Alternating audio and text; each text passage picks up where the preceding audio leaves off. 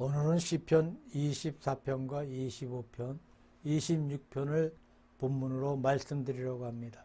24편은 영광의 왕의 입성이란 제목이고 25편은 하나님을 의지하고 나가는 자의 축복을 말씀하고 있고 26편은 나의 무죄를 시험하소서라는 말씀이 기록되어 있습니다. 이 세 편을 24편에 나와 있는 영광의 왕의 입성이라는 제목으로 연속적으로 묵상하면서 은혜 받는 시간이 되기를 바랍니다. 오늘은 시편 24편과 25편, 26편을 본문으로 말씀드리려고 하는데 첫째로 생각해 볼 것은 영광의 왕의 입성입니다. 시편 24편은 다윗 왕이 법궤를 메고 예루살렘 성에 들어오는 광경을 배경으로 지어진 시편으로 보고 있습니다. 엘리 제사장이 죽을 때 블레셋에게 빼앗겼던 하나님의 법궤가 이스라엘로 돌아와 한동안 아비나답의 집에 모셔지게 되었고 그 후에 다윗이 하나님의 궤를 모시고 예루살렘으로 옮기려 할 때 아비나답의 아들 우사가 새 수레를 몰았습니다. 그러나 소들이 뛰놀므로 우사가 손을 들어서 하나님의 궤를 붙잡음으로 인해 하나님의 진노하심으로 궤 곁에서 죽고 말았어요. 그리하여서 하나님의 궤는 오벳 에돔의 집에서 석 달을 머물러 있게 되었고 그 집이 복을 받게 되었습니다. 그 후에 다시 다윗이 하나님의 법궤를 오벳 에돔의 집에서 예루살렘 성으로 모시고 왔어요. 자, 구약 성경 사무엘하 6장에 이런 내용이 자세히 나와 있습니다. 그때 다윗은 너무 기뻐 법궤에서 춤을 추며 예루살렘에 입성했는데 그때 사울 왕의 딸이었던 다윗의 아내인 미갈이 멀리 창밖으로 내려보다가 왕이 옷을 벗고 춤을 추고 있는 것을 보고 심중에 다윗을 업신여겼다고 했습니다. 다윗은 법궤를 모신다는 것이 하나님을 예루살렘 성에 들어오게 하신다는 영광의 왕의 입성을 보고 기쁨에 넘쳐서 노래를 하고 있습니다. 즉 법궤는 하나님의 임재의 상징이고 법궤가 들어온다는 것은 하나님께서 예루살렘에 들어오신다는 말씀이고 법궤를 모시고 사는 것은 하나님과 함께 산다고 하는 것입니다. 그래서 다윗의 마음속에 기쁨이 넘친 것을 볼 수가 있죠. 이런 기쁨을 체험하지 못하고 이해하지 못했던 미갈은 다윗 왕을 업신여기고 비웃다가 오히려 다윗에게 책망받은 것을 볼 수가 있습니다. 자, 영광의 왕의 입성은 법궤가 들어오는 것을 가리키며 영광스러운 하나님께서 우리에게 들어오신다는 것을 말씀하고 있습니다. 그 앞에 있는 22편과 23편 그리고 24편을 가리켜 어떤 사람은 말하기를 22편은 십자가의 시편이고 23편은 부활의 시편이고 법궤가 들어오는 24편은 재림의 시편이라고 합니다. 이 시편들을 통해서 십자가, 부활, 재림을 연속적으로 우리에게 가르치고 있는 것을 볼 수가 있죠. 우리 기독교 신앙은 역사적인 신앙이고 영속적인 신앙입니다. 어떤 한 가지 사실만 가지고 믿는 것이 아니고 복음에 대한 영속적인 모든 사건을 다 시인하는데 기독교 신앙의 특색이 있습니다. 즉 십자가에 달리신 예수 그리스도의 갈보리 언덕의 대속을 믿는 믿음, 그리고 3일 만에 부활하셔서 죽은 자 가운데서 살아나신 부활을 믿는 부활의 신앙, 또 부활의 신앙으로 끝나는 것이 아니라 장차 이 땅 위에 재림하셔서 산자와 죽은 자를 심판하실 역사의 종말에 대한 신앙, 이 모든 것을 영속적으로 구비해 있어야만 올바른 기독교 신앙이라고 볼 수가 있습니다. 물론 한 가지가 소중합니다만 그러나 한 가지 사실을 분리시켜서 다른 것과 연관시키지 아니할 때 우리 기독교 신앙은 불교와 비슷할 수도 있고 이슬람교와도 비슷할 수도 있고 유교와도 비슷할 수도 있고 또 어떤 미신과도 비슷할 수도 있습니다. 미신과 올바른 신앙의 차이점은 무엇입니까? 전체의 연관성이 없는 것이 미신이고, 기독교의 올바른 믿음은 전체를 연관시켜서 받아들이는 것입니다. 시편 23편은 영광스러운 왕의 재림을 가리켜 말씀하고 있습니다. 영광의 왕이 들어가시리로다. 법궤가 예루살렘에 들어오는 모습을 가리켜 영광의 왕이 들어가시리로다 라고 표현합니다. 예수 그리스도의 재림, 하나님께서 오시는 사실을 그렇게 영광되게 말하고, 문들아 너희 머리를 들지어다 라고 명령합니다. 이 문들은 예루살렘의 문, 성전의 문입니다. 즉 예루살렘의 성도들에게 하나님께서 오시는 것을 맞이할 준비를 하라고 말씀하고 있는 것입니다. 이스라엘 백성은 출애굽 당시에 모세를 통해서 하나님의 거룩한 법궤를 받았어요. 십계명이 새겨져 있는 돌비를 받고 그 돌비가 넣어져 있는 법궤를 받아서 이스라엘 민족이 행진할 때에나 머물렀을 때에나 중심이 법궤였습니다. 머물러 있을 때는 한가운데 법궤를 두고 동서남북 사방에 12지파가 세 지파씩 진을 치고 있었습니다. 어떤 의미에서는 법궤를 지킨다고도 할 수 있고, 어떤 의미에서는 법궤의 인도 하에 이스라엘의 모든 지파들이 움직인다고도 할 수가 있습니다. 그들이 출발할 때 한가운데 법궤를 두고 앞에 두 진, 뒤에 두 진으로 법궤를 중심으로 행진해 갔던 것을 볼 수가 있습니다.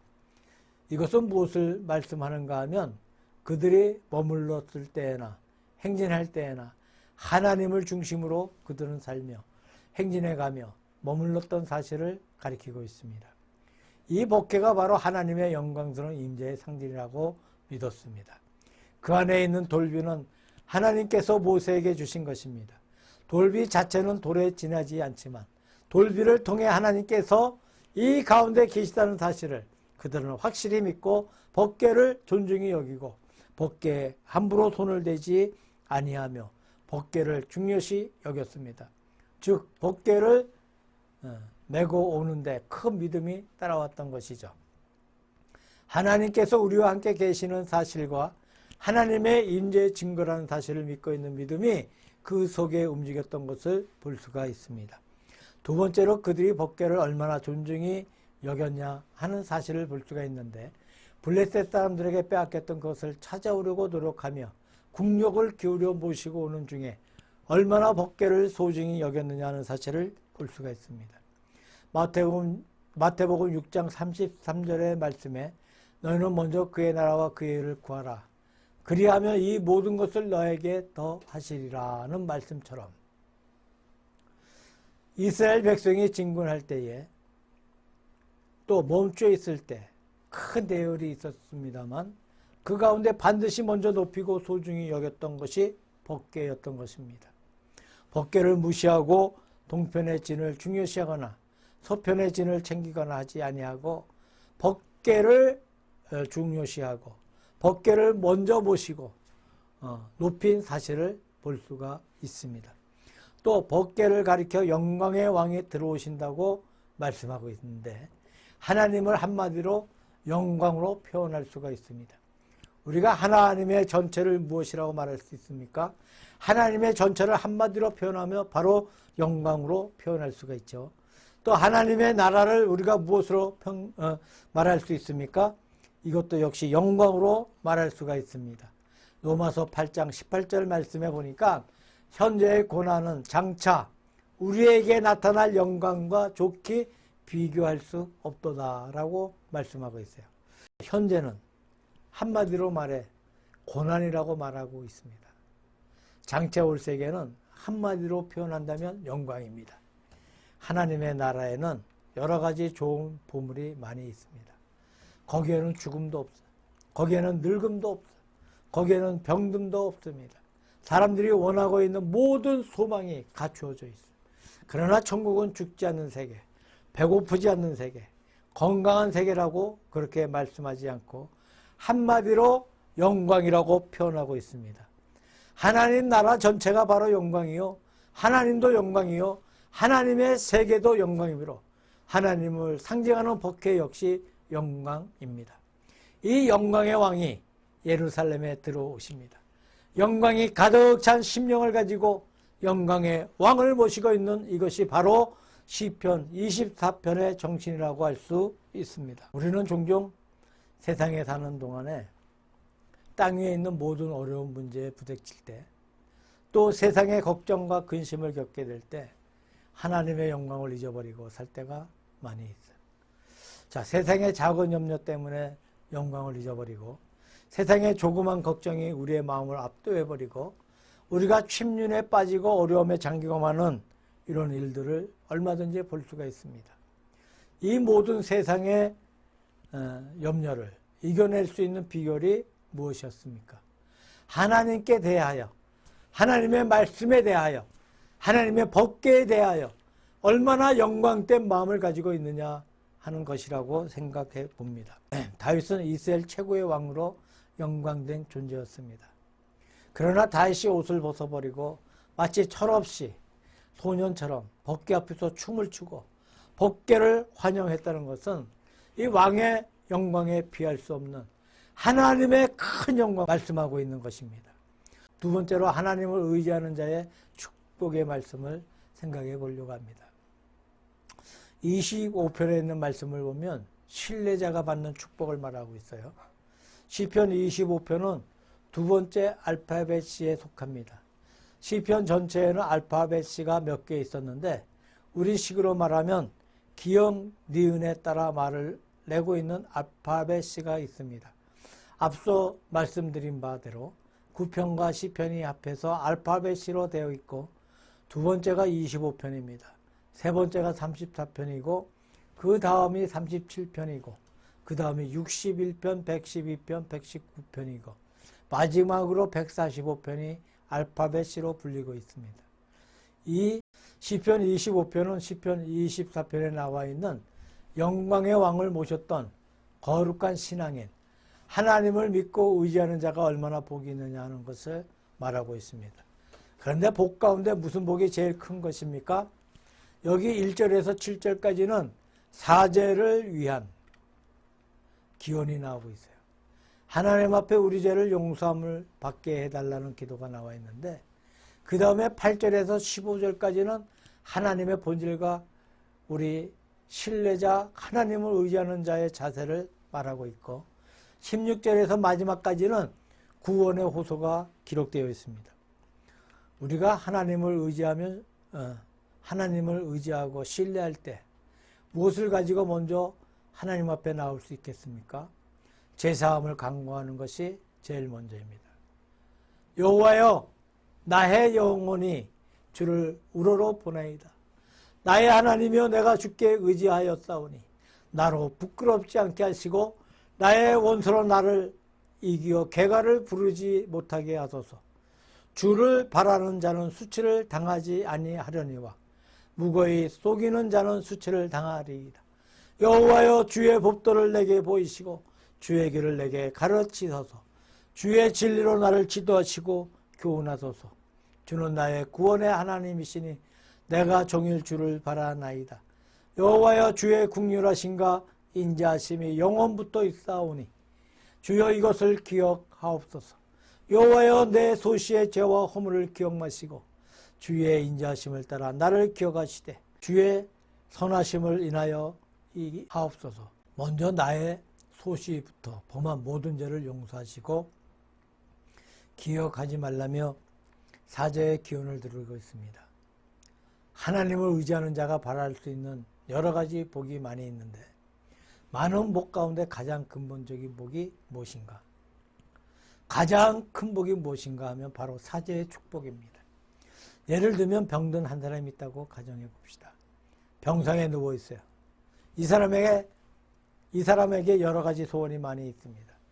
많은 소원이 있지만 병든 자에게 가장 중요한 것은 바로 자기의 병 고침입니다. 병 고침을 받는 것이 모든 소원의 근본이 되고 모든 소원의 소원이 되고 있다고 생각됩니다. 사람은 다 하나님 앞에 죄인이에요. 우리는 모두 근본적으로 하나님 앞에 죄를 가지고 있는 존재입니다. 이런 인간들이 하나님 앞에 받아야 할 가장 근본적인 소원이 무엇이어야 되겠습니까? 우리가 어려서부터 지은 모든 죄를 사해달라고 하는 것이 아닌가 생각해 봅니다. 무엇 때문에 하나님과 우리 인간이 하나가 되지 못하는 것입니까? 하나님과 인간 사이에 무엇인가 끼어있게 가로막혀 있기 때문에 하나가 되지 못합니다. 두 물체가 분리해 있는 것은 이 속에 이물질이 끼어 있다는 증거. 이 두 물체가 완전히 붙어 있는 것은 그 속에 이물질이 없다는 말이 되겠습니다. 하나님과 우리 사이를 어떤 것이 무엇이 분리시켜 주는 것이냐. 그것이 바로 죄가 하나님과 우리 사이를 분리시켜 주고 있습니다. 예를 들면 하나님은 아주 공의롭고 의로우신 분이에요. 죄는 악하고 어두운 것입니다. 공의로우신 하나님은 죄와 더불어 합할 수가 없어요. 비유를 들면 아주 귀한 아들이 있는데 아버지가 그 아들을 안고 싶습니다. 가까이 하고 싶은데 아들이 더러운 옷을 입고 있어. 냄새가 나고 오물이 묻어있는 옷을 입고 있다고 우리가 가정한다면 아버지가 아들은 원하지만 아버지가 그것은 원치 않습니다. 그것 때문에 아버지가 아들을 안아주지 못해. 그래서 옷을 벗겨버리고 깨끗한 새 옷을 입혀준 다음에 아버지가 그 아들을 안아줄 수가 있습니다. 하나님은 공의로우신 하나님이셔서 더러운 옷 같고 냄새나는 옷 같은 죄와 더불어 합하지를 못해. 그래서 하나님과 인간 사이에 간격이 있습니다. 하나님과 멀리 떠나 있는 것이죠. 우리가 무엇 때문에 하나님을 완전히 믿지 못하는 것입니까? 왜 우리의 믿음이 연약한 가운데 있는 것입니까? 이건 역시 죄 때문인 것입니다. 예수님께서 말씀하시기를 회개하고 주 예수를 믿으라고 말씀하셨어요. 죄로 가려워졌을 때 하나님의 존재를 믿기는 믿는데 확실히 믿지 못해. 구원을 믿기는 믿는데 확실히 믿지를 못합니다. 천국을 믿기는 믿는데 확실하게 믿지를 못합니다. 그래서 죄 사함을 받았을 때 우리가 하나님을 확실하게 믿을 수 있고 천국을 확실하게 믿을 수가 있는 것입니다. 우리가 거룩한 구원의 기쁨을 노래하고 있습니다. 그러나 구원의 기쁨이 그렇게 강하지 못할 때가 있습니다. 기쁜 것 같기도 하고 기쁜 것 같은 것 같기도 하고 미지근할 때가 너무나 많아요. 무엇 때문에 그렇습니까? 죄 때문에 그렇다는 거예요. 예를 들면 우리 몸의 컨디션이 좋을 때가 있어. 운동성수로 말하면 자기의 역량을 발휘할 수 있는 최고의 상황입니다. 또 그렇지 못할 때가 있는데 기분이 좋지 못하거나 이 몸의 움직임이 둔하거나 음식이 맛이 없거나 밤에 잠이 오지 않는 경우가 있어요. 그것은 몸에 탈이 나 있기 때문에 무엇인가가 내 몸속에 정상이 아닌 것이 정상이 아닌 탈이 나 있기 때문에 내 기분이 완전하지 못합니다. 신체가 완전할 때 자기의 역량을 최대한 발휘할 수가 있는 것이죠. 기분도 최대로 좋을 수가 있습니다. 우리의 신앙도 그렇습니다. 왜 완전히 믿지 못하느냐? 왜 구원에 확고한 신념이 없는가? 왜 구원의 기쁨이 없느냐? 왜 미지근한 것이냐? 무엇인가 끼어 있어서 그렇다는 거예요. 그 낀 것이 무엇이냐? 바로 우리의 죄입니다. 그래서 하나님 앞에 진실로 먼저 구할 것은 우리의 죄를 사해 주옵소서입니다. 이 죄 사함이 최대의 큰 축복이고 큰 영광입니다. 우리의 깊은 기도로 믿음 가운데 하나님께 접근해 가면 갈수록 하나님은 위대하다는 것을 느낍니다. 하나님은 심오하시며 하나님은 사랑이라고 느낍니다. 동시에 나 자신은 부족하고 연약한 죄인인 것을 느낍니다. 그러나 하나님과 나 사이가 멀어지면 멀어질수록 자아가 커져 버립니다. 내가 대단하다. 내가 위대한 사람이다. 내가 대단히 훌륭한 사람이다 라고 생각합니다. 자기 교만이 자꾸 올라와. 그러면 하나님이 작아져 버려요. 하나님이 믿어지지 않습니다. 그렇게 위대하지 않습니다. 그렇게 신비롭지 않습니다. 이때가 우리 인간들이 하나님께 나가야 하는 시기가 아닌가 생각해 봅니다. 시편 24편에서 영광의 왕을 모시고 법궤를 곁에 두고 그 법궤를 바라보면서 하나님과 밀접한 관계에 놓여 있습니다. 그때 우리가 드릴 수 있는 기도가 무엇입니까? 내 소시 때부터 지은 죄를 사해 주옵소서 라는 기도예요. 우리 믿는 사람은 누구든지 이런 체험을 합니다. 또 해야 된다고 믿습니다. 그래서 하나님 앞에 큰 죄사함의 큰 기쁨을 시편 25편에서 말씀하고 있습니다. 마지막 세 번째로 성결한 자의 호소를 26편에 보면 기록하고 있는데, 여호와여 나를 살피시고 시험하사 라고 기도합니다. 나는 완전함에 행하오니. 여기 완전은 두 가지 뜻이 있는데 절대적인 완전이 있어. 그것은 하나님께만 해당되는 완전입니다. 사람은 하나님 앞에 절대적으로 완전하지 못해. 또 하나 상대적인 완전입니다. 악한 자와 비교해서 완전하다는 것은 나는 악하지 않다는 말입니다. 불신자와 비교해서 완전하다는 것은 나는 불신자가 아니다는 말입니다. 악한 자, 불신자, 의롭지 못한 자와 비교해서 믿는 자, 의로운 자, 깨끗한 자에 대해 완전하다고 말하고 있습니다. 내가 나의 완전함에 행하였사오니 요동치 아니하고 여호와를 의지하였사오니 여호와여 나를 판단하소서. 여호와여 나를 살피시고 시험하사 내 뜻과 내 마음을 단련하소서. 주의 인자하심이 내 목전에 있나이다. 내가 주의 진리 중에 행하며 허망한 사람과 같이 앉지 아니하였사오니 간사한 자와 동행치도 아니하리이다. 시편 26편은 거룩한 사제를 받은 사람이 하나님이여 나의 무죄를 시험하사 라고 말하고 있어요. 대단히 담대한 말입니다. 또한 나를 시험하사 내게 무슨 간사함이 있는가 보시고 나를 영원한 길로 인도하소서. 하나님 앞에 완전히 용서를 받을 때 마음의 담대한 경지를 얻는다고 생각합니다.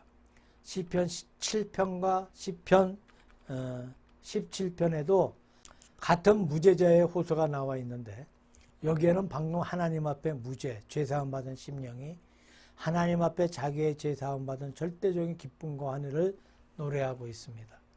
이렇게 하나님 앞에 죄사함을 받을 때 어떤 마음이 되고 있는 것입니까? 첫째는 요동치 아니한다고 했어요. 시편 26편 1절에 보니까 요동치 아니하고 여호와를 의지하였사오니 라고 말합니다. 자, 마음이 흔들리지 않고 든든히 서 있어요. 세상의 풍랑과 어려운 시험과 어느 누구의 공격이 온다 하더라도 마음이 흔들리지 않는 든든함을 느끼고 있는 것입니다. 2절의 말씀은 여호와께서 살피시고 시험하심을 말씀하고 있고, 내 뜻과 내 마음이 세상 살아가는 동안 하나님 앞에 거룩한 단련을 받음으로 강한 믿음을 가진다는 말씀이 있습니다. 3절 말씀에 보니까 내가 주의 진리 가운데 행하고 라고 했어요. 4절에 보면 허망한 사람과 앉지 아니하였사오니 간사한 자와 동행치도 아니하리이다 라고 말씀하고 있습니다. 이것이 바로 우리 믿는 성도들의 성결의 생활입니다. 언젠가 유행하는 말 가운데 가치 판단이라는 말이 있었어요.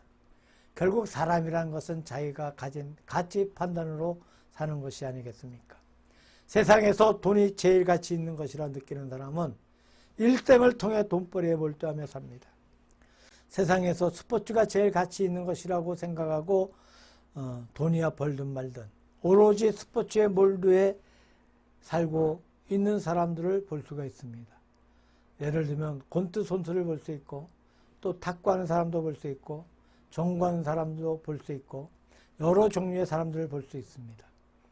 또 어떤 사람은 예술에 가치를 두고 있어요. 그림을 그리거나 좋은 사진을 찍는데 몰두하고 있는 사람들이 있습니다. 그것에 인생의 보람을 느끼고 삶의 가치를 느낍니다. 그래서 비록 생활이 어려워도 개의치 않고 거기에 빠져서 거기에 즐거움을 느끼고 살고 있죠. 우리의 참된 가치 판단을 어디에 둬야 할 것입니까? 물론 땅 위에 살아가는 동안에 물질이 필요해. 우리의 삶에 적당한 물질이 반드시 필요한 것은 사실입니다. 세상의 예술과 미술을 결코 무시할 수가 없어요. 얼마나 좋은 일인지 모릅니다. 운동하는 것도 얼마나 좋은 것인지 모릅니다. 세상의 여러 가지 것들이 다 귀하고 다 좋은 줄로 압니다. 그러나 절대의 가치가 있는 것이 무엇이겠습니까? 여호와와 동행하고 하나님의 은총 가운데 사는 것이 절대 가치가 있습니다. 그래서 시편의 기자는 영광의 왕을 모시고 영광의 왕이 들어올 때 자기의 전력을 다해서 그 왕을 모시며 그 왕 앞에서 자기의 죄를 회개하고 거기에서 용서를 받으며 용서를 받은 마음속에 기쁨과 만족과 평안함이 있음을 노래하고 있습니다. 하나님의 참된 신앙 안에서 절대적인 가치를 인식할 때 이런 심령 가운데 들어갈 수 있다고 생각합니다. 이 시편 기자의 거룩한 심령을 본받아 우리의 마음속에 영광의 왕을 모시고 그 왕 앞에 서서 우리의 소망을 바라보며 그것을 기뻐하고 영광의 왕과 함께 할 수 있는 은총을 받으시기를 우리 주 예수 그리스도의 이름으로 축원합니다.